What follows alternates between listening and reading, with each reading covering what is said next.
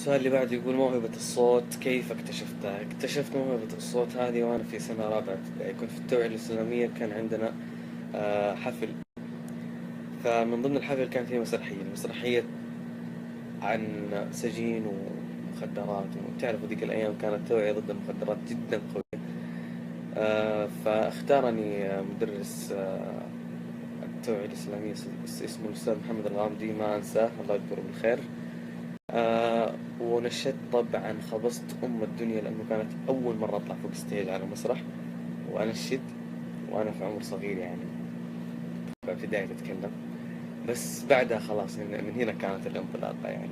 دائما الواحد يبدأ يفشل، لكن بعد كذا يحدد هدفه ويحدد طموحه ويتوكل على الله دائما وأبدا، وربنا ينول المراد. دعواتكم كمل في المسيرة.